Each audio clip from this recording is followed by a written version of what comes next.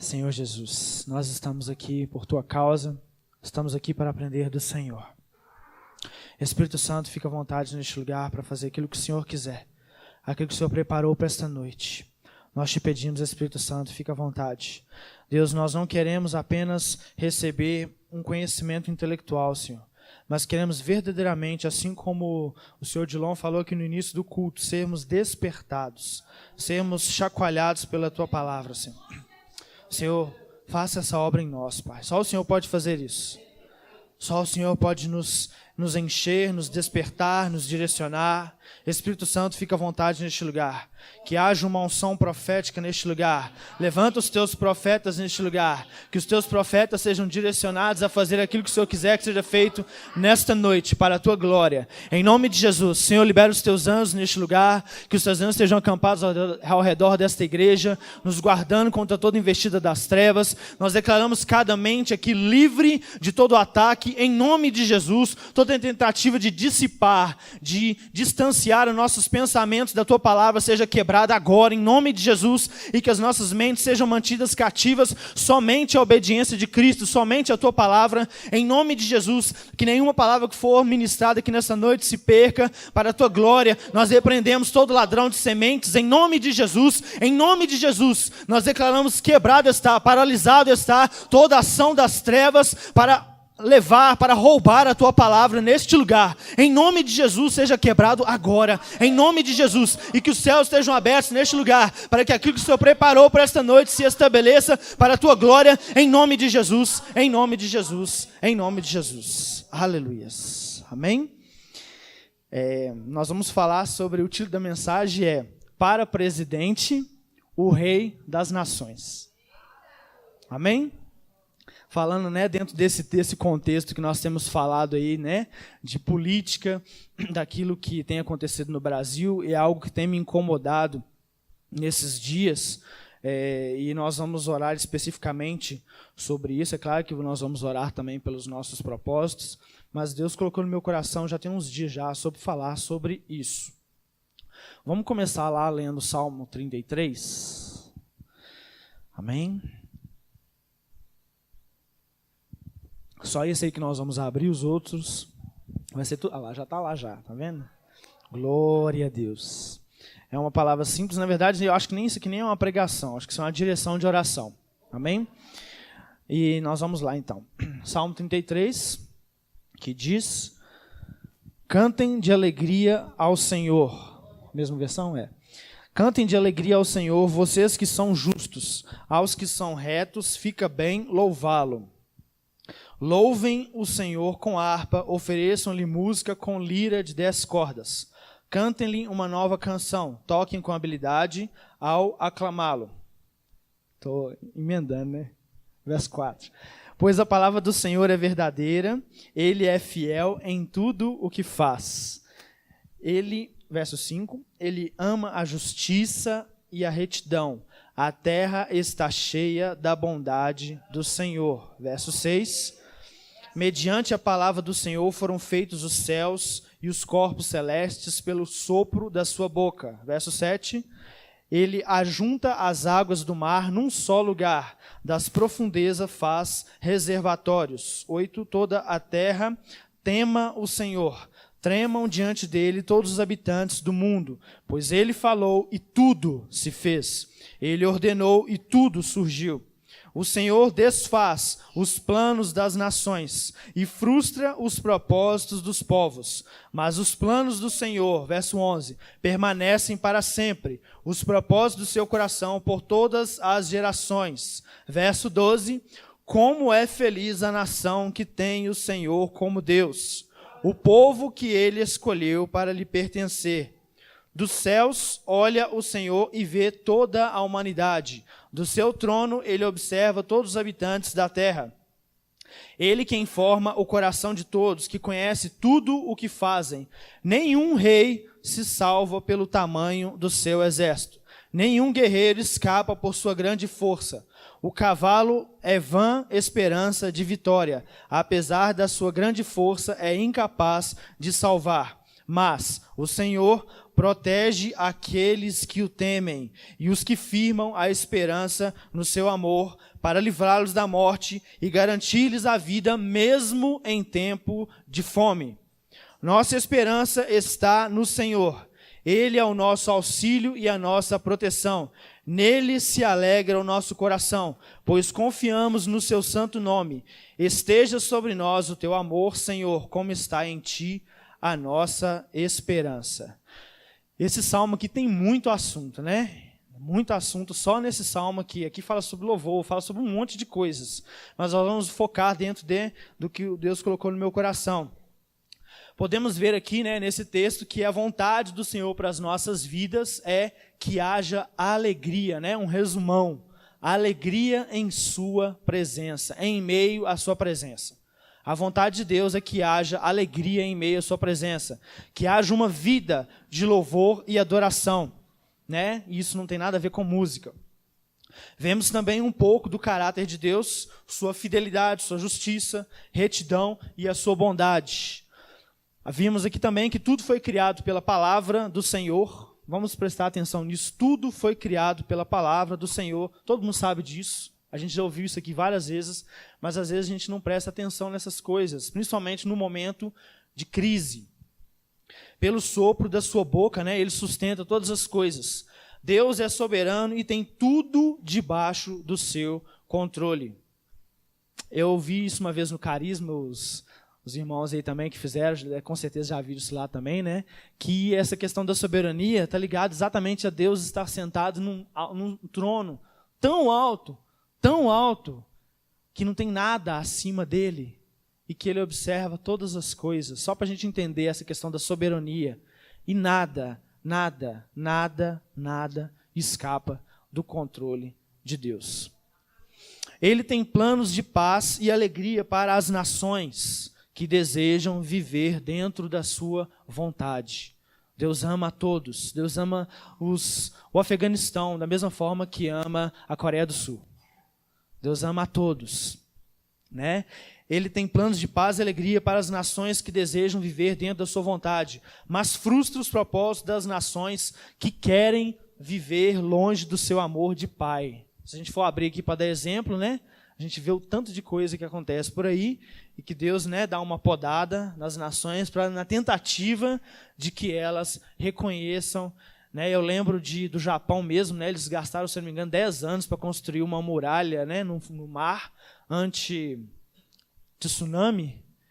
Né, acho que foi 10 anos construindo, fora a quantidade de dinheiro que eles devem ter gastado para isso.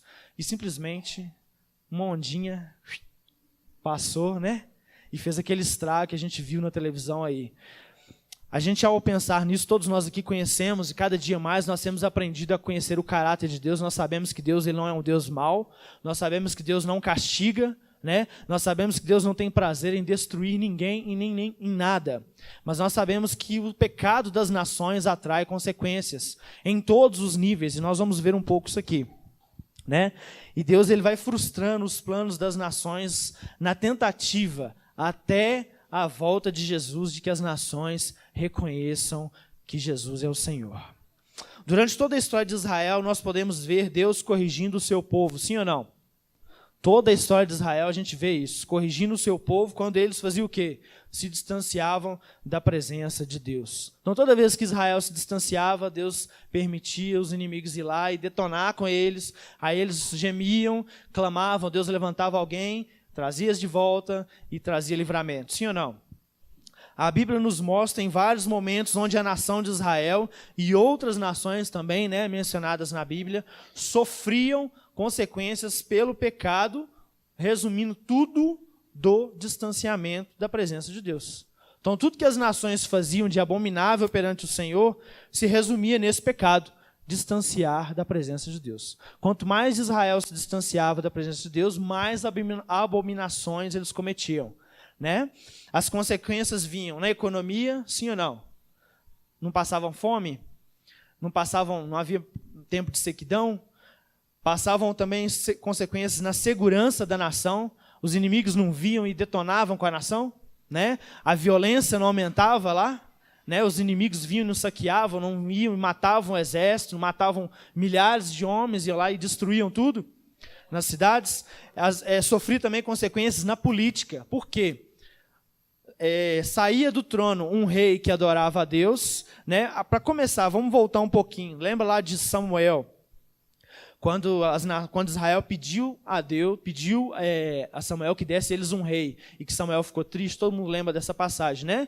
Aí Deus falou com Samuel: não fica triste não, né? Falar nas minhas palavras, não fica triste porque eles não rejeitaram você, eles rejeitaram a mim. Aí Deus estabeleceu algumas ordens. Vocês vão ter o rei que vocês querem, mas esse rei vai cobrar de vocês o quê? Impostos, né? E aí ele começou tudo que a gente vê hoje, né? E quando saía um rei que era temente a Deus e entrava um rei que não adorava a Deus, então o que acontecia?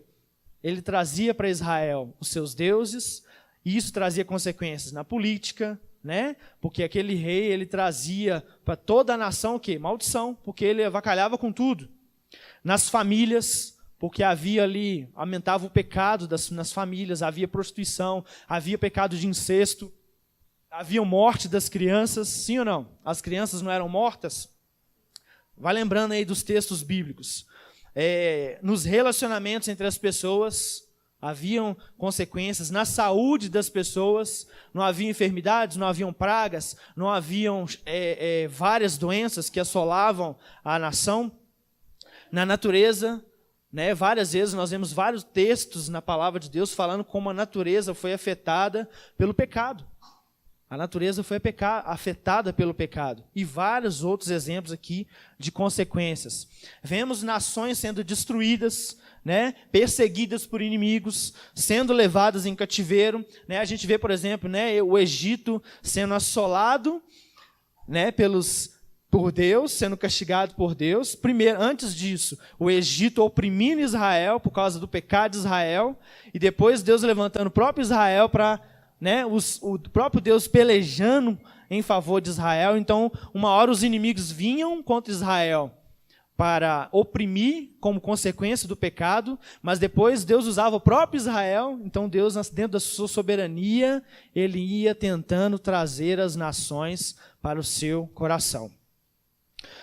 Vemos nações sendo destruídas, perseguidas por inimigos, sendo levadas em cativeiro, sim ou não? Vocês estão aí? Atormentadas por pragas, doenças, fenômenos da natureza. Lembra lá, né? Sodoma e Gomorra, o que aconteceu? A Sodoma e Gomorra foi destruída, né? As mulheres sendo oprimidas, sim ou não? Violentadas, as crianças sendo mortas, sendo oferecidas aos deuses pagãos. A gente lembra aí de Moloque, né? As crianças sendo oferecidas. Mas também, ao longo da história, podemos ver cidades e nações sendo poupadas da destruição que viria sobre elas como consequência, sempre lembrando disso, como consequência do pecado, do afastamento de Deus. Exemplo disso, a pastora pregou aqui sobre Nínive outro dia, né? Nínive ia ser o quê? Dizimada. E Nínive se voltou para o Senhor e eles foram poupados. Assim também Israel várias vezes foi, né? Mesmo tendo sido levado em cativeiro, Deus teve ali sempre misericórdia.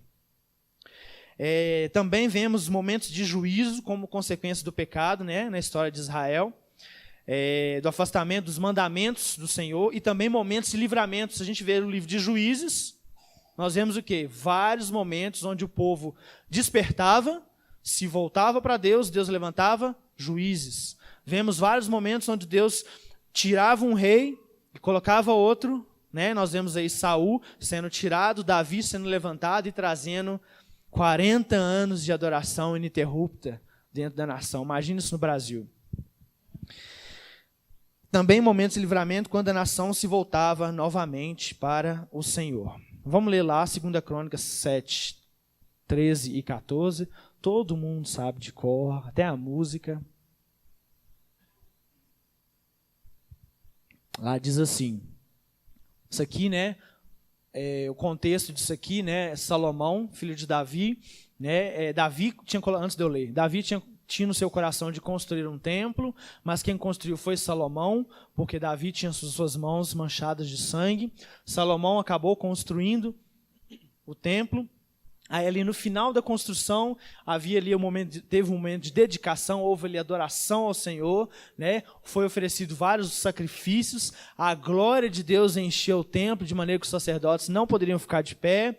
E o que mais aconteceu? O fogo veio como sinal de aprovação diante dos sacrifícios, e aí, de noite, Deus apareceu para Salomão e disse isso. Dentre outras coisas, Deus disse isso: se eu fechar o céu, quem falou isso? Deus falou: se eu fechar o céu para que não chova, ou mandar que os gafanhotos devorem o país, ou sobre o meu povo enviar uma praga, verso 14, todo mundo sabe de cor, vamos lá? Se o meu povo...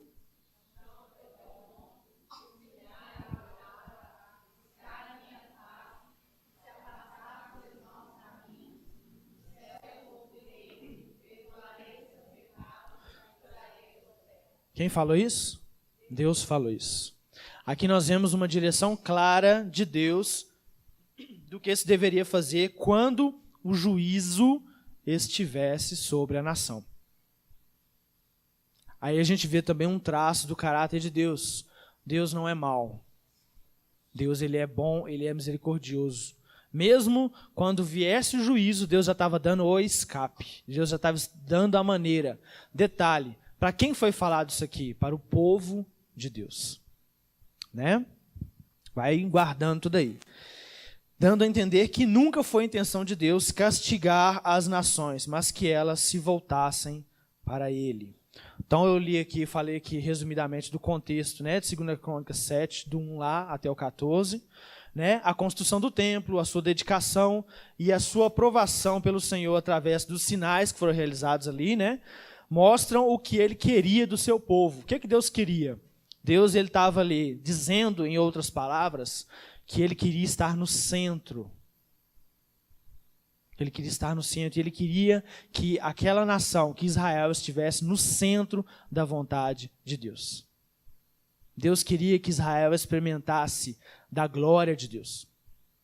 Deus queria de Israel a sua entrega, a sua adoração, a sua rendição ao seu governo e à sua vontade. Deus quer governar as nações para que elas experimentem da sua glória. Deus não tem problema nenhum com rejeição. Deus não tem problema nenhum com solidão. Ele quer governar as nações, é para o bem das nações. Deus não precisa de nada. Deus, na verdade, não precisava nem ter criado nada. Ele é completo e satisfeito em si mesmo. Mas Ele um dia quis criar. E quis mostrar a sua glória através da criação. Deus quer governar as nações para que as nações, para que as pessoas experimentem da glória de Deus. Então a gente vê aqui, né? Vamos ler mais alguns textos aqui. Provérbios 21, 1. Que diz, olha só que coisa forte. O coração do rei é como um rio controlado pelo Senhor. Ele o dirige para onde ele quer. O coração dos reis, o coração dos presidentes, o coração dos governos, o coração dos reis, das autoridades, é como um rio nas mãos do Senhor. Ele dirige para onde ele quer. Quem endureceu o coração de Faraó? Quem amoleceu o coração de Faraó? Deus. Nós vamos ler mais um texto aqui, Isaías 41, 45, do 1 ao 6. Olha o que Deus fez aqui. Assim, não precisa de abrir não, tá aqui, ó. Assim diz o Senhor ao seu ungido, quem? Ciro. Todo mundo sabe que quem era Ciro, né? Cuja mão direita eu seguro com firmeza para subjugar as nações diante dele e arrancar a armadura dos seus reis, para abrir portas diante dele, de modo que as portas não estejam trancadas. Verso 2. Eu irei adiante de você e aplanarei montes, derrubarei portas de bronze e romperei trancas de ferro. Deus falando. Darei a você os tesouros das trevas, riquezas armazenadas em locais secretos, para que você saiba que eu sou o Senhor, o Deus de Israel, que o convoca pelo nome. Verso 4. Por amor do meu servo Jacó, de meu escolhido Israel, eu o convoco pelo nome e lhe concedo um título de honra, embora o coração dos reis está nas mãos Mais um versículo. Eu sou o Senhor, e não há nenhum outro além de mim. Não há Deus. Eu fortalecerei, ainda que você não tenha me admitido.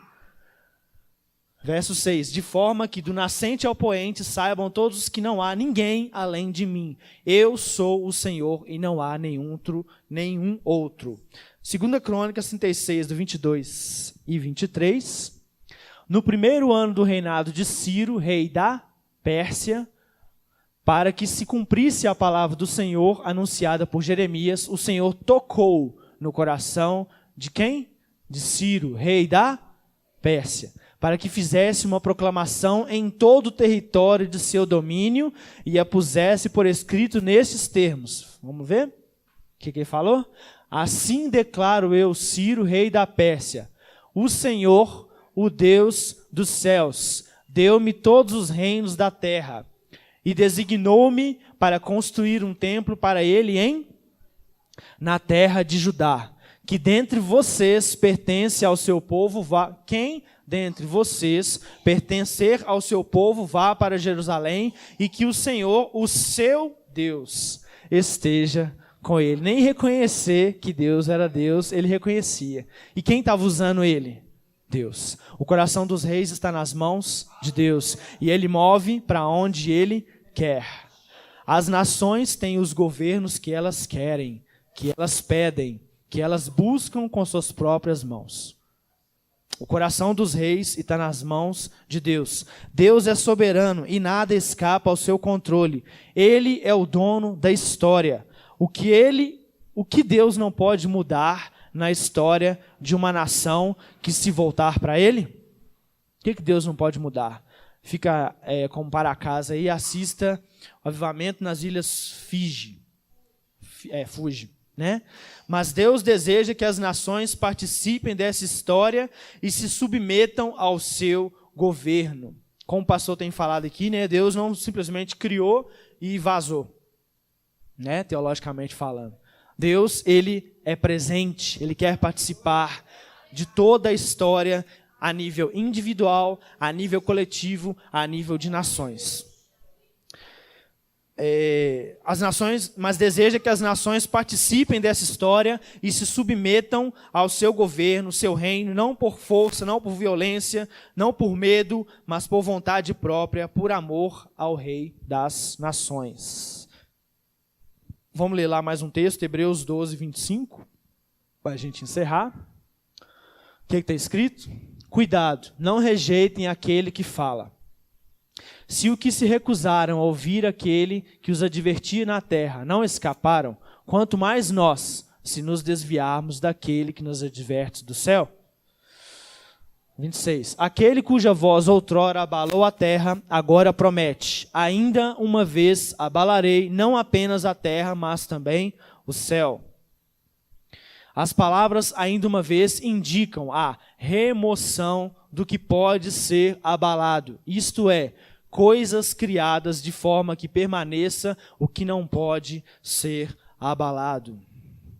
Portanto, já que estamos recebendo um reino inabalável, sejamos agradecidos e assim adoremos a Deus de modo aceitável, com reverência e temor, pois o nosso Deus é fogo consumidor.